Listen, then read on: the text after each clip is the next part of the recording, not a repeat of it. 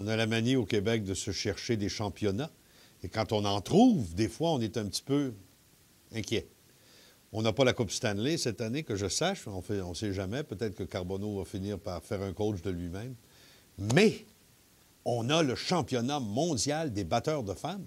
Et par conséquent, je vous vois, là, les batteurs de femmes, assis dans votre sofa en train de dire « Hey, je ne savais pas qu'ils le savaient. » Et on a évidemment aussi le championnat mondial des femmes victimes de claques sur la gueule. C'est peut-être vrai, c'est peut-être pas vrai, mais c'est devenu l'inspiration de campagnes de publicité aussi brutales les unes que les autres à l'endroit des hommes québécois et aussi difficiles à comprendre les unes que les autres quand on regarde les statistiques.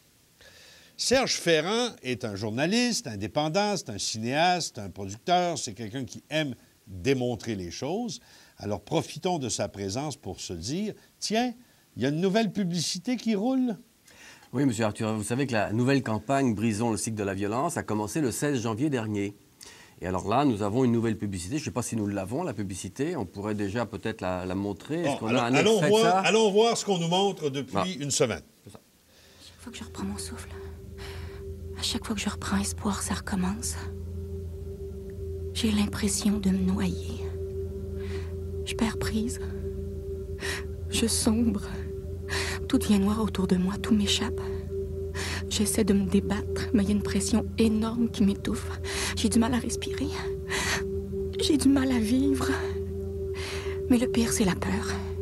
J'ai peur de parler, j'ai peur de me tromper, j'ai peur de tout ce qui pourrait m'arriver si jamais... Je voudrais tellement que ça arrête. Que tout redevienne comme avant. J'en peux plus. Je voudrais oublier.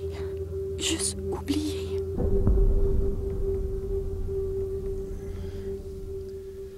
C'est brutal. C'est vrai? Ben, écoutez, la publicité est très bien faite. Et vous remarquerez que pour la première fois depuis, je dirais, un bon 19 ans, 20 ans, même plus 30 ans peut-être, même, je ne sais pas, enfin très longtemps, on ne montre pas de chiffres, on ne montre rien, on vous montre simplement quelqu'un, une femme évidemment, qui est victime de violences conjugales. Okay? Ou qui se sent... Donc, comment elle se sent? Elle y pense. Okay. Pour bien faire, si on voulait être méchant, là, avec les rapports qui sont sortis en fin de semaine, où il y a eu quand même 138 rapports qui nous disent que la violence conjugale, c'est symétrique, c'est-à-dire c'est pratiquement 50-50, il faudrait qu'il y ait un homme également dans l'aquarium, hein, okay, qui se noie aussi. Okay? Ça serait bien de l'avoir, ça faut le signaler. Ceci étant dit, là, vous remarquez qu'il n'y a pas de chiffres. Parce que les chiffres qui ont été annoncés en conférence de presse le 16 janvier, c'est 17 000 victimes de violences conjugales, dont 14 000 à peu près femmes et 2 500 ou 2 400 hommes. Mais il faut remonter. Là, c'est les chiffres qu'on nous a donnés là, le 16 janvier avec Mme Saint-Pierre et Mme Kathleen Vell, qui est procureure générale, qui nous ont sorti ça. Mais il faut bien comprendre, il faut revenir un petit peu en arrière. Parce que la violence conjugale au Québec, ça a commencé aux alentours de 84, les rapports. Et là, vous avez deux personnes qui s'appellent Linda McLeod et Mme André Cadieux, qui ont sorti qu'au Québec, nous avions 300 000 femmes battues par année. 300 000 par année. 300 000 par année. Ce qui est... En 84. Énorme. Ce qui est énorme. Alors, 300 000, ça a duré très longtemps, ce 300 000. On l'a vu même sur les prospectus du gouvernement du Québec, procureur général, CLSC, etc. On peut le voir à l'écran, je ne sais pas. Oui. Et on voit que c'était 300 000 pendant très longtemps. Seulement, le problème, c'est qu'il y a eu des journalistes et des chercheurs qui ont dit à Mme McLeod, écoutez, Mme McLeod, ça me paraît quand même beaucoup, ce 300 000. Vous êtes sûr? Alors, ils ont cherché. Et en 1994, Mme McLeod, dans une conférence de presse, a dit que ces chiffres n'avaient aucun bon sens. Ses propres chiffres. Elle a dit, écoutez, je m'excuse, je croyais que c'était vrai, mais je me suis trompée. 94.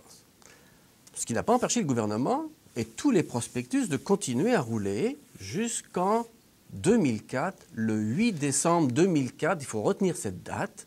Elle est très importante au Québec. Le 8 décembre 2004, Mme Michèle Courchaine faisait une conférence de presse sur après une égalité de droit, maintenant une égalité de fait.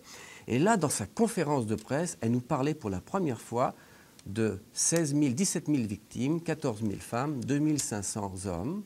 victimes de violences conjugales. On venait de perdre en une conférence de presse 285 000 victimes de violences conjugales.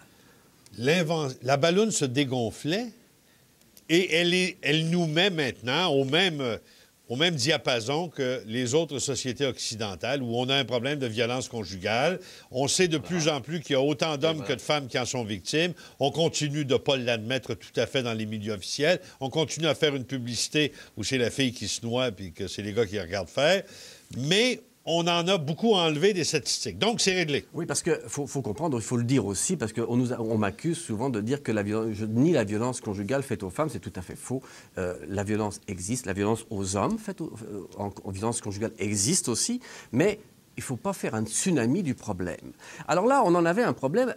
Rappelez-vous, le 8 décembre 2004, Mme Michèle Cochet nous raconte que, et ça c'était parce qu'il y avait un groupe qui avait lancé un accès à l'information, et que moi, je sortais mon documentaire en février d'après, et que j'avais commencé à faire des entrevues au ministère, enregistrées, évidemment.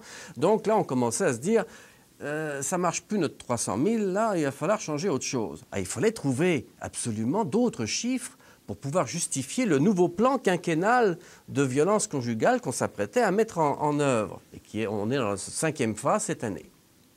Alors en 2004... Parce que la machine est lancée. On aurait pu dire, bon, OK, on a gonflé une balloune, c'était pas vrai, on arrête, on passe à autre chose, on s'intéresse à un autre problème, mais le lobby féministe avait besoin que le gouvernement s'occupe encore du problème? C'est-à-dire qu'il fallait... Oui, effectivement, il y avait tout un plan quinquennal qui venait, là, et puis la croyance populaire, c'était que les femmes sont victimes et les hommes sont essentiellement bourreaux. Okay? Et ça, c'était vraiment ancré dans la conscience collective. Alors, on a cherché des chiffres et on les a trouvés. Je pense que la personne qui a trouvé ça est très intelligente. Il faut la remercier, d'ailleurs. Et on a trouvé 17 000 victimes. Non, pas encore, ça c'est juste après. Mais 17 000... C'est pas le bon tableau, là? Non, on va vous le montrer après. Ça, c'est intéressant. Mais on y revient, parce que ça, c'est intéressant. On a trouvé donc 17 000 victimes, 14 000 femmes à peu près, et puis 2 500 hommes. Et d'où ça vient, ce chiffre? Ce chiffre est très vrai. Il est très, très vrai. Mais parce qu'on a pris ce chiffre, parce que ça faisait 85 % de victimes femmes. On s'est dit, 85 % de victimes femmes, ça nous intéresse. Ça justifie notre campagne. Et notre plan quinquennal ira encore mieux. On se fait une petite pause, ça vous fait rien, puis après ça, on va peut-être retourner à un de ces tableaux qu'on était censé voir. La suite dans un instant.